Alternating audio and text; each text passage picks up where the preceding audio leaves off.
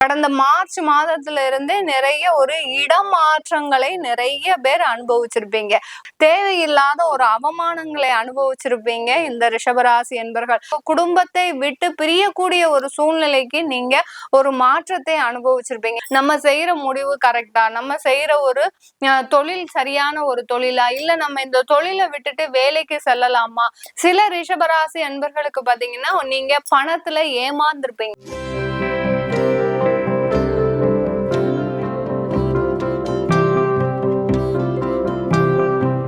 வணக்கம் நேர்களே, நான் உங்கள் ஆஸ்ட்ரோ பூர்ணா, எண்கணித ஜோதிடம் மற்றும் ஆன்மீக பரிகார ஆராய்ச்சியாளர். இன்னைக்கு நாம ரிஷபராசி என்பர்களுக்கு குரு பகவான் வக்ர நிலையை அடையும் போது கிடைக்கக்கூடிய ஒரு மாற்றங்கள் பலன்களை பற்றி தான் நம்ம இந்த பதிவுல தெளிவா பார்க்க போறோம்.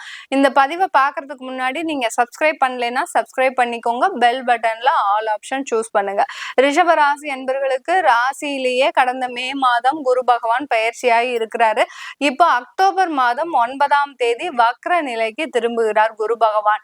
கிரகங்களிலேயே ராஜ கிரகமான அந்த குரு பகவான், சுப கிரகமான அந்த குரு பகவான் தன்னுடைய இயல்பு நிலையை வக்ர நிலையாக மாற்றி கொள்ள போகிறார் அக்டோபர் மாதம் 9ஆம் தேதி.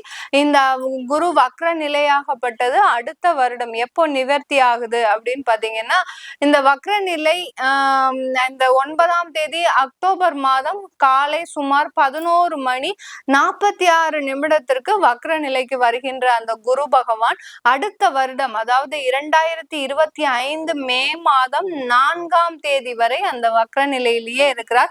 5ஆம் தேதியில தான் அவர் தன்னுடைய இயல்பு நிலைக்கு மாறுகிறார். கிட்டத்தட்ட 4 மாதங்கள் இந்த குரு பகவான் வக்ர நிலையிலேயே இருக்க போகிறார்.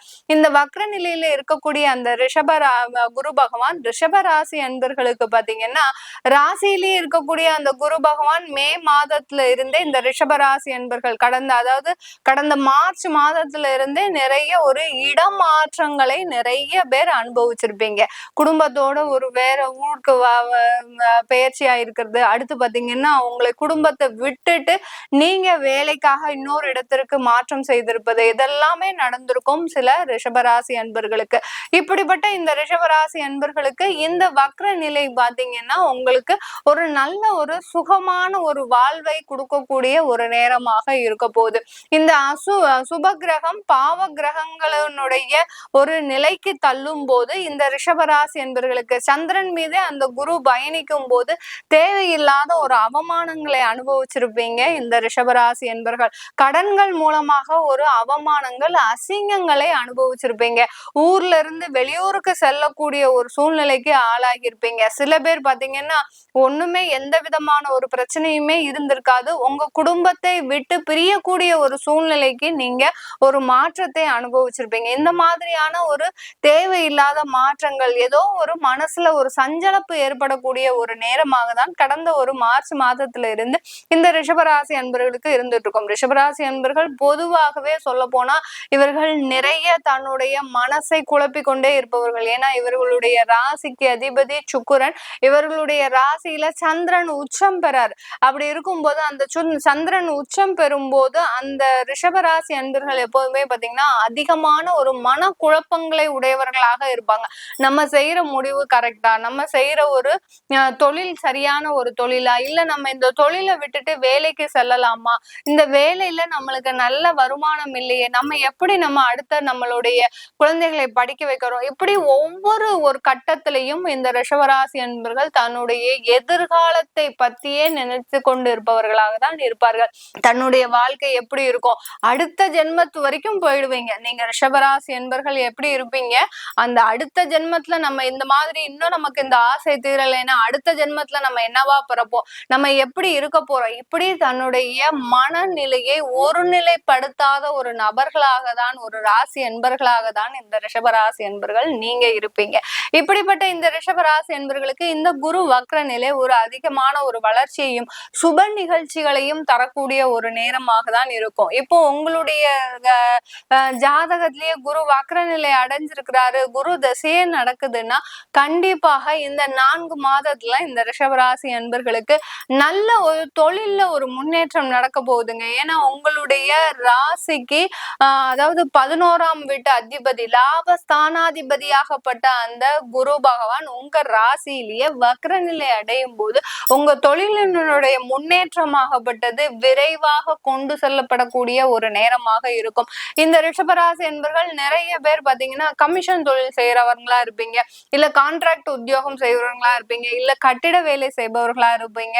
இந்த மாதிரியான ஒவ்வொரு ஒரு தொழிலுக்கும் அடுத்து பாத்தீங்கன்னா ஒரு நிறைய ரிஷபராசி அன்பர்கள் பாத்தீங்கன்னா கவுன்சிலிங், அதாவது கன்சல்டிங் தொழில் செய்யறவங்களா இருப்பீங்க. இந்த மாதிரி அட்வைசரி தொழில், இந்த மாதிரியான ஒரு தொழில்லாம் செய்யக்கூடிய அன்பர்களாக இருப்பீங்க. இவர்களுக்கு எல்லோருக்குமே அந்த தொழில்ல கடந்த ஒரு மார்ச் மாதத்துல இருந்து தேவையில்லாத இடர்பாடுகளை சந்திச்சுட்டு வந்துட்டு இருப்பீங்க.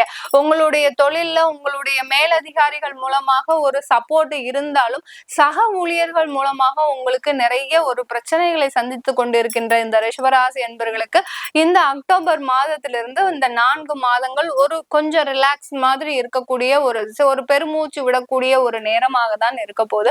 இந்த ரிஷபராசி அன்பர்களுக்கு நிறைய பேருக்கு பாத்தீங்கன்னா வருமானம் போதாத இன்மையா இருந்திருக்கும். எவ்வளோ ஒரு நீங்க ஒரு இடமாற்றம் பண்ணுனதே பாத்தீங்கன்னா உங்களுடைய வருமானத்திற்காக தான் நீங்க இடமாற்றம் பண்ணிருப்பீங்க.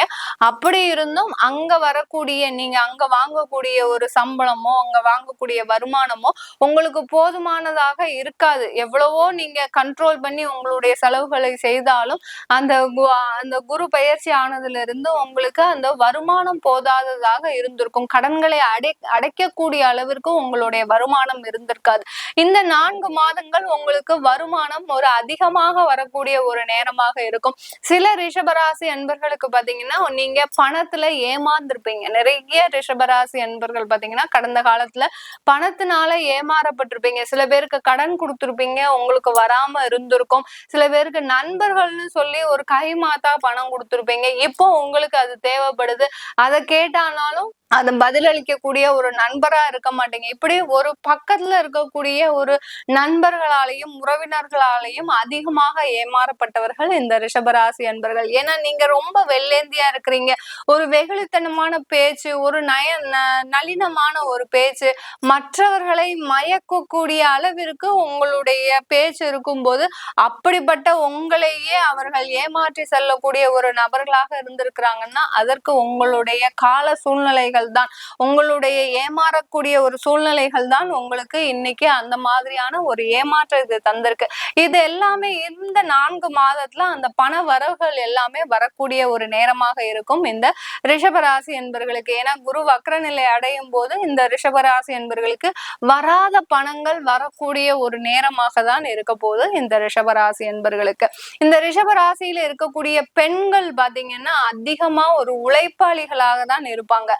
தனக்குள்ளேயே நிறைய வேதனைகளை வச்சுட்டு அந்த குடும்பத்துல நம்ம ஒரு நிலை நாட்டணும், இந்த குடும்பத்தை ஒரு நல்லா கொண்டு வர்றதற்காக நம்ம தீராது அயராது உழைக்கணும் அப்படின்றதுக்காக ரொம்ப போராடுவீங்க. ஒரு போராட்டம் மிக்க நபர்களாக தான் இந்த ரிஷபராசி பெண்கள் நீங்க இருக்கிறீங்க. உங்களுக்கு ஒரு நல்ல காலம் தொடங்கிடுச்சுன்னு தான் சொல்லணும். இந்த அக்டோபர் மாதத்துல இருந்து இதுல இருக்கக்கூடிய அந்த 4 மாதத்துல பாத்தீங்கன்னா நீங்க எந்த அளவுக்கு உங்களுடைய திறமையை பயன்படுத்துகிறீர்களோ, சில பேர் பாத்தீங்கன்னா உங்களுக்கு நல்ல குவாலிட்டிஸ் நல்ல திறமைகள் இருந்தும் உங்களுடைய அலுவலகத்திலையும் நீங்க செய்கின்ற தொழிலையும் ஒரு மதிப்போ ஒரு மரியாதையோ கிடைக்காத ஒரு நேரமாக இருந்திருக்கும் கடந்த ஒரு மார்ச் மாதத்திலிருந்து. இந்த அக்டோபர் மாதத்திலிருந்து உங்களுக்கு ஒரு நல்ல ஒரு மதிப்பும் உங்களுக்கு திறமைக்கேற்ற ஒரு வருமானமும் கிடைக்கக்கூடிய ஒரு நேரமாக இருக்கும். சில பேர் நீங்க வெளிநாடு எல்லாம் ட்ரை பண்ணீங்கன்னா கண்டிப்பா உங்களுக்கு அதற்குண்டான ஒரு சாதகமான ஒரு சூழ்நிலை தான் இருக்குது இந்த ரிஷபராசி பெண்களுக்கு.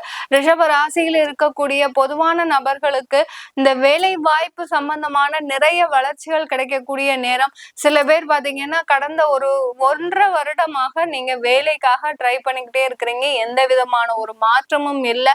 அது எல்லாமே இந்த 4 மாதத்துல கண்டிப்பா கிடைக்கக்கூடிய ஒரு நேரமாக இருக்கும்.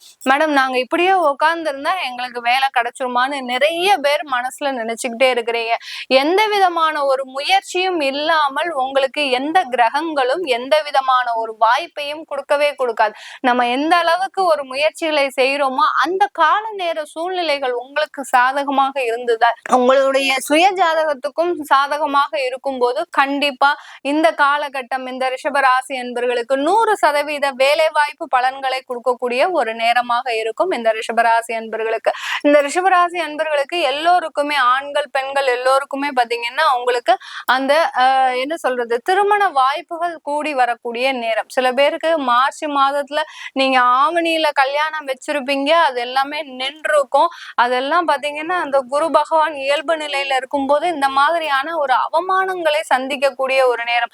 சில ரிஷபராசி அன்பர்களுக்கு பாத்தீங்கன்னா உங்களுடைய காதல் திருமணம் கைகூடி வர நேரத்துல இந்த ஆவணி மாசம் முகூர்த்தம் பிக்ஸ் பண்ணி நீங்க செய்யக்கூடிய ஒரு நேரத்துல அந்த காதல் திருமணத்திலேயே உங்களுக்கு மிகப்பெரிய ஒரு பிரச்சனைகளை தரக்கூடிய ஒரு நேரமாக இருந்திருக்கும். இந்த மாதிரி அவமானங்களை அசிங்கங்களை கடந்து வந்த ரிஷபராசி அன்பர்களுக்கு இப்போ இந்த 4 மாதங்கள் உங்களுக்கு திருமண வாய்ப்புகள் கூடி வருவதற்கும், ஏற்கனவே டைவர்ஸ் ஆயிடுச்சு மேடம், எங்களுக்கு திருமண வாழ்க்கை மறுமண வாழ்க்கை உண்டா அப்படின்னு கேட்கிறவங்களுக்கு கண்டிப்பா மறுமண வாழ்க்கை இந்த 4 மாதத்துல சாதகமாக இருக்கு. இந்த 4 மாதத்துல நீங்க அதற்குண்டான முயற்சிகளோ இல்ல அதற்குண்டான ஒரு வாய்ப்புகளோ வந்ததுன்னா பயன்படுத்தினீங்கன்னா கண்டிப்பா உங்களுக்கு திருமண வாழ்க்கை ஒரு சிறப்பான ஒரு வாழ்க்கையாக இருக்கும் இந்த ரிஷபராசி என்பர்களுக்கு. இது எல்லாமே நம்ம ஒரு கோச்சார நிலவரப்படி ஒரு பொதுவான பலன்களை சொல்லியிருக்கிறோம். உங்களுடைய சுய ஜாதக தசாபுத்தி பலன்களை அறிஞ்சுக்கணும் விருப்பப்பட்டாலும், அடுத்து பாத்தீங்கன்னா உங்களுடைய ஜாதகம் இல்ல, உங்களுக்கு ஜாதகம் எழுதணும், நோட்ல எழுதணும், அடுத்து பாத்தீங்கன்னா திருமணம் முயற்சிக்காக நம்ம ஜாதகம் தேடும் போது ஜாதகம் கிடைக்காது, அப்படி இருக்கிறவங்களுக்கு PDF மூலமாகவும் ஜாதகம் கொடுக்குறோம். அடுத்து உங்களுடைய குழந்தைகளுக்கு நியூமராலஜி படி பெயர் வைக்கணும், ஏன்னா நியூமராலஜி படி பெயர் வைக்கிறதுன்றது பாத்தீங்கன்னா ஒரு மிக அற்புதமான ஒரு வாய்ப்பு. அந்த வாய்ப்பை நம்ம பயன்படுத்திக்கணும். அந்த காலத்துல எல்லாம் நமக்கு எதுவுமே தெரியாது, இந்த மாதிரியான ஒரு எண் கணிதங்கள் மூலமாக நம்ம பெயர் வைக்க முடியும் அப்படின்றது எதுவுமே தெரியாது. நம்ம என்ன பண்ணுவோம், நம்மளுடைய முன்னோர்களுடைய பேரோ இல்ல தெய்வத்தினுடைய பேரோ வைக்கிறோம். அந்த முன்னோர்களுடைய பேரை வைக்கும் போது அவர்களுடைய குணாதிசயங்களும் அவர்களுடைய கோபங்களும் அவர்களுடைய ஒரு நேச்சர் ஆஃப் குவாலிட்டிஸும் வர்றதுக்கு உண்டான வாய்ப்புகள் அதிகமாக இருக்கு. அதனால அந்த குழந்தைகள் வளர்ச்சி அடையாமலேயே இருக்கக்கூடிய ஒரு நேரமாக இருக்கும். சில ஜாதகருக்கு பாத்தீங்கன்னா அவர்கள் ஜாதகத்துல கல்யாண வாய்ப்புகள் அப்படியே இருக்கும், நல்லா இருக்கு, தசாபுத்தி இருக்கு, எல்லாமே இருக்கு, ஆனாலும் கல்யாணம் நடக்காம இருக்கும். ஏன் நடக்காம இருக்கு அப்படின்னு பார்க்கும்போது அவர்கள் வைத்த பெயராகப்பட்டது, அந்த பெயராகப்பட்டது அவர்களுடைய வாழ்க்கையை ஒன்றுமே இல்லாம ஆக்குவதற்கும் ஒரு சில பெயர்கள் சாதகமாக இருக்கும். அதனால அந்த நியூமராலஜி படி இப்ப வரக்கூடிய சந்தையினருக்கு நம்ம பேர் வச்சோம்னா கண்டிப்பா அது நல்ல அதிர்வலைகளை கொடுக்கக்கூடிய ஒரு நேரமாக இருக்கும். அதனால உங்க குழந்தைகளுக்கு நியூமராலஜி படி பேர் வைக்கணும்னால கூட கீழே இருக்கிற நம்பருக்கு வாட்ஸ்அப்ல அப்பாயின்மெண்ட் வாங்கிட்டு நீங்க என்கிட்ட கன்சல்ட் பண்ணிக்கலாம். உங்களிடமிருந்து விடைபெறுவது உங்கள் ஆஸ்ட்ரோ பூர்ணா. நன்றி, வணக்கம்.